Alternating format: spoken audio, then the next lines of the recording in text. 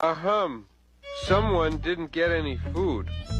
Pookie is a teddy bear. I'm not going to feed a useless, unreal creature with no brain.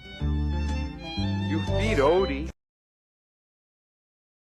Today, the United States is the largest superpower in the world. But has that always been the case? The answer to that question is a resounding no. In fact, up until the Second World War, the United States had no interest in becoming a major power.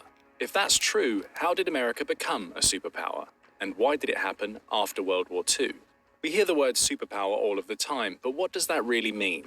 You'd be surprised to learn that there's no real definition of what makes a country a superpower, at least one that everyone can agree on.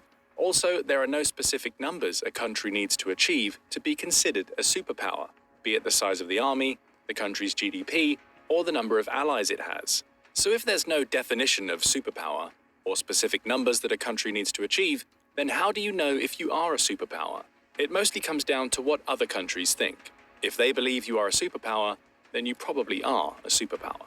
But that is not enough to define superpower. We must look deeper into what makes a superpower. Perhaps there are certain traits that all superpowers share.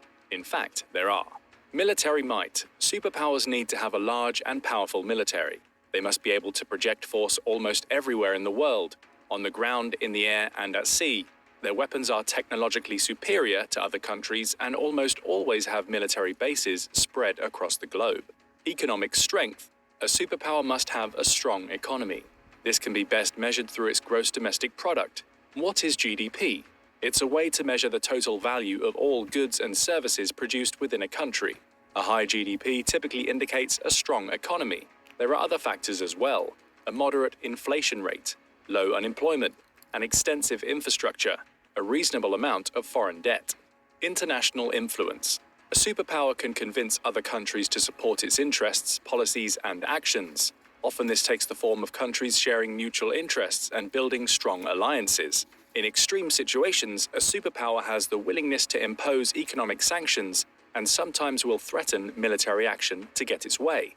Although these three factors, military might, a strong economy, and being able to influence other countries, are the hallmarks of a superpower, there are other factors as well. Superpowers are politically stable. It doesn't matter if they are democratic or authoritarian, just that the government is stable. Superpowers tend to have large populations and plentiful resources. They possess advanced technology, and their people have a strong sense of nationalism. They have a unified culture, and there is little or no sectionalism. So now we know the traits of a superpower. Let's look at some of the countries that may have been considered superpowers in the modern era. Britain may have been considered a superpower at one time. At the dawn of the 20th century, Britain possessed almost all of the traits of a superpower. It had a large military and the most powerful navy in the world. And with that navy, it could project power almost anywhere. It had a vast network of colonies, so vast that it was once said that the sun never set on the British Empire. It was highly influential in world affairs and had a strong economy based on manufacturing and trade. Although Britain itself did not possess vast resources, it was able to rely on its colonies to produce everything it needed. Its internal population was not particularly large, but when combined with its colonies, it had a significant population as well. It had all the earmarks of a superpower. But what about the United States? What's the background story here? The answer may surprise you. Throughout most of its history, the United States was considered a minor, relatively insignificant country.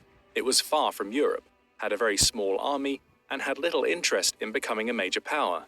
Aside from the Western Hemisphere, the United States largely ignored the rest of the world.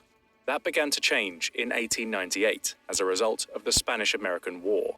Almost everyone expected Spain would win, and win easily. After all, it was militarily much larger. Yet the Americans swiftly defeated the Spanish at sea and on land. Not only did the United States soundly defeat a major European power, it had done so in a mere 6 weeks. What was even more impressive was that the United States had been able to capture Spanish territory far from its shores. By the end of the war, America controlled several territories in the Caribbean. It had also wrestled control of the Philippines Islands far from America's shores. With the Philippines, America now had a foothold in Asia, a base from which it could trade throughout the region. It also annexed the Hawaiian Islands, allowing it to control part of the Central Pacific Ocean. To everyone's surprise, the United States had built a small empire for itself. Europe began to realize that the United States had the potential to become a world power. Its vast resources and manufacturing capabilities had long been known, but in its war with Spain, the United States had shown an unexpected military capability. Not only could it raise an army very quickly, from less than 30,000 soldiers to 220,000 in a matter of months, it could fight far beyond its territorial waters.